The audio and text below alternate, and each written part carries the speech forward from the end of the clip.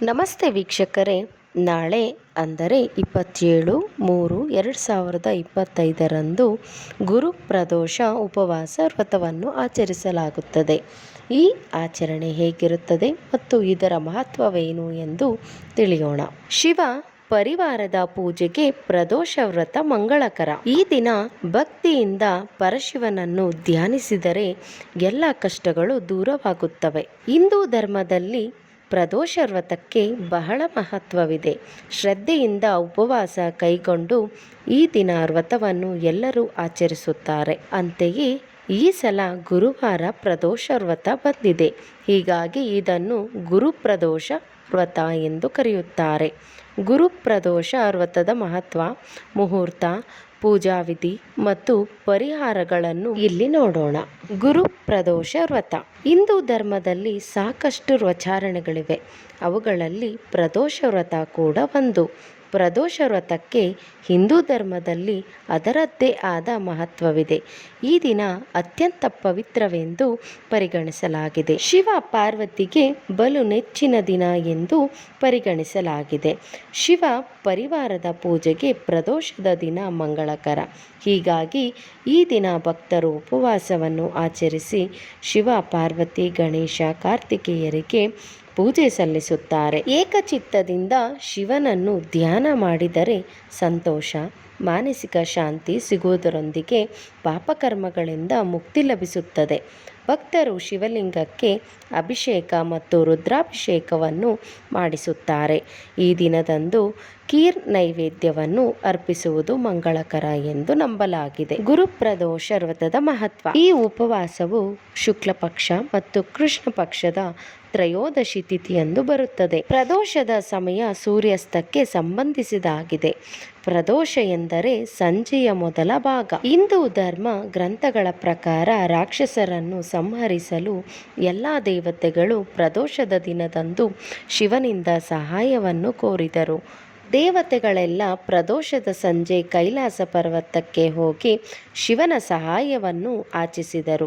ಇವರಿಗೆ ಸಹಾಯ ಮಾಡಲು ಶಿವದೇವರು ಕೂಡ ಒಪ್ಪಿದ್ದರು. ಶಿವ ಭಕ್ತರಿಗೆ ಇದು ಮಹತ್ವದ ದಿನ. ಇದೇ ಕಾರಣದಿಂದ ಶಿವ ಪರಿವಾರದ ಆಶೀರ್ವಾದವನ್ನು ಪಡೆಯಲು ಪ್ರದೋಷದ ದಿನದಂದು ಉಪವಾಸವನ್ನು ಆಚರಿಸಲಾಗುತ್ತದೆ. ಅಂತೆಯೇ ಈ ಬಾರಿ ಗುರುವಾರ ಪ್ರದೋಷ ವ್ರತ ಬಂದಿರುವುದರಿಂದ ಗುರುಗ್ರಹದ ಆಶೀರ್ವಾದ ಕೂಡ ಭಕ್ತರ ಮೇಲಿರುತ್ತದೆ. ಸ್ಕಂದ ಪುರಾಣದ ಪ್ರಕಾರ ಪ್ರದೋಷ ದಿನದಂದು 2 ರೀತಿಯ ಉಪವಾಸವನ್ನು ಆಚರಿಸಲಾಗುತ್ತದೆ. ಒಂದು ಹಗಲಿನಲ್ಲಿ ಮಾಡುವ ಉಪವಾಸ. ಈ ಉಪವಾಸವನ್ನು ರಾತ್ರಿ ಮುರಿಯಬಹುದು. ಇನ್ನೊಂದು ಕಟ್ಟುನಿಟ್ಟಿನಿಂದ ಉಪವಾಸದ ಆಚರಣೆಯನ್ನು ಮಾಡಬೇಕು. ಅಂದರೆ ಇಲ್ಲಿ 24 ಗಂಟೆಗಳ ಕಾಲ ಭಕ್ತರು ಉಪವಾಸ ಆಚರಿಸಿ ಮರುದಿನ ಉಪವಾಸ ಮುರಿಯುತ್ತಾರೆ. ವಯಸ್ಸು ಮತ್ತು ಲಿಂಗವನ್ನು ಲೆಕ್ಕಿಸದೆ ಎಲ್ಲರೂ ಈ ವ್ರತವನ್ನು ಆಚರಿಸಬಹುದು.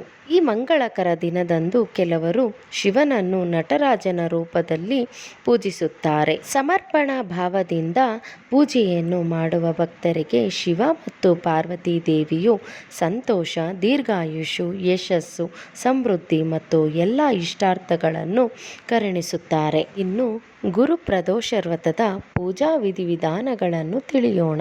ಭಕ್ತರು ಮುಂಜಾನೆ ಬೇಗ ಎದ್ದು ಪವಿತ್ರ ಸ್ನಾನ ಮಾಡಬೇಕು. ಆ ಬಳಿಕ ವ್ರತದ ಆಚರಣೆಗಳನ್ನು ಆರಂಭಿಸಬೇಕು. ಶಿವ ಪರಿವಾರ ಎಂದರೆ ಪರಮೇಶ್ವರ, ಪಾರ್ವತಿ ದೇವಿ, ಗಣೇಶ ಮತ್ತು ಕಾರ್ತಿಕೇಯ ಹಾಗೂ ನಂದಿಯ ವಿಗ್ರಹವನ್ನು ಒಟ್ಟಾಗಿ ಇರಿಸಿ ಭಕ್ತರು ಈ ದಿನ ಪೂಜೆ ಮಾಡಬೇಕು. ದೇಸಿ ತುಪ್ಪದಿಂದ ದೇವರಿಗೆ ದೀಪ ಹಚ್ಚಬೇಕು. ಜೊತೆಗೆ ಮಲ್ಲಿಗೆ ಮತ್ತು ಗುಲಾಬಿ ಹೂಗಳನ್ನು ಅಥವಾ ಮಾಲೆಯನ್ನು ದೇವರಿಗೆ ಅರ್ಪಿಸಬೇಕು. ಇದು ಶಿವ ಮತ್ತು ಪಾರ್ವತಿ ದೇವಿಯ ನೆಚ್ಚಿನ ಹೂಗಳು ಆಗಿರುತ್ತವೆ. ಇದರ ಜೊತೆಗೆ ಯಾವುದೇ ಬಿಳಿ ಸಿಹಿ ತಿನಿಸುಗಳನ್ನು ದೇವರಿಗೆ ಅರ್ಪಿಸಬೇಕು. ಬಿಲ್ವಪತ್ರೆ ಶಿವದೇವರಿಗೆ ಬಲು ಪ್ರಿಯ. ಹೀಗಾಗಿ ಈ ದಿನ ಪೂಜೆಯ ವೇಳೆ ಬಿಲ್ವಪತ್ರೆಯನ್ನು ದೇವರಿಗೆ ಅರ್ಪಿಸುವುದು ಮಂಗಳಕರ. ಈ ದಿನದಂದು ಪ್ರದೋಷ ವ್ರತಾಕಥ ಮತ್ತು ಶಿವಚಾಲೀಸ್ ಮತ್ತು ಭಗವಾನ್ ಶಿವ ಆರತಿಯನ್ನು ಪಠಿಸಬೇಕು. ಈ ಪವಿತ್ರ ದಿನದಂದು ಭಕ್ತರು ದೇವಾಲಯಕ್ಕೆ ಭೇಟಿ ನೀಡಬೇಕು. ಜೊತೆಗೆ ಶಿವ ಮತ್ತು ಪಾರ್ವತಿ ದೇವಿಗೆ ಪೂಜೆ ಮತ್ತು ಪಂಚಾಮೃತದ ಅಭಿಷೇಕವನ್ನು ಮಾಡಿಸಬೇಕು. ಅಭಿಷೇಕವನ್ನು ಮಾಡುವಾಗ ಭಕ್ತರು ಓಂ ನಮಃ ಶಿವಾಯ ಎಂದು ಜಪಿಸಬೇಕು. ಪ್ರದೋಷದ ದಿನದಂದು ಭಕ್ತರು ಮಹಾಮೃತ್ಯುಂಜಯ ಮಂತ್ರವನ್ನು 108 ಬಾರಿ ಜಪಿಸಬೇಕು. ಕಟ್ಟುನಿಟ್ಟಾದ ಉಪವಾಸವನ್ನು ಆಚರಿಸಲು ಸಾಧ್ಯವಾಗದ ಭಕ್ತರು ರಾತ್ರಿಯಲ್ಲಿ ಶಿವ ಮತ್ತು ಪಾರ್ವತಿ ದೇವಿಗೆ ನೈವೇದ್ಯವನ್ನು ಅರ್ಪಿಸಿದ ನಂತರ ಉಪವಾಸವನ್ನು ಮುರಿಯಬಹುದು. ಜೊತೆಗೆ ಬೆಳ್ಳುಳ್ಳಿ ಮತ್ತು ಈರುಳ್ಳಿ ಇಲ್ಲದೆ ಸಾತ್ವಿಕ ಭೋಜನವನ್ನು ಸವಿಯಬೇಕು. ಗುರು ಪ್ರದೋಷ ವ್ರತದ ಪರಿಹಾರಗಳು. ಪ್ರದೋಷದ ದಿನ ಅವಿವಾಹಿತೆಯರು ಅಂದರೆ ಮದುವೆಯಾಗದ ಕನ್ಯೆಯರು ಉಪವಾಸವನ್ನು ಆಚರಿಸುತ್ತಾರೆ ಮತ್ತು ದೇವಿ ಪಾರ್ವತಿಗೆ ಶೃಂಗಾರವನ್ನು ಅರ್ಪಿಸುತ್ತಾರೆ. ಇದರೊಂದಿಗೆ ಬಯಸಿದ ಪತಿಯನ್ನು ಪಡೆಯಲು ಗುರುಪ್ರದೋಷ ದಿನದಂದು ಗುರುದೇವರಿಗೆ ಪ್ರಾರ್ಥನೆ ಸಲ್ಲಿಸುತ್ತಾರೆ. ಧನ್ಯವಾದಗಳು ಸ್ನೇಹಿತರೆ, ಎಲ್ಲರಿಗೂ ಶುಭವಾಗಲಿ.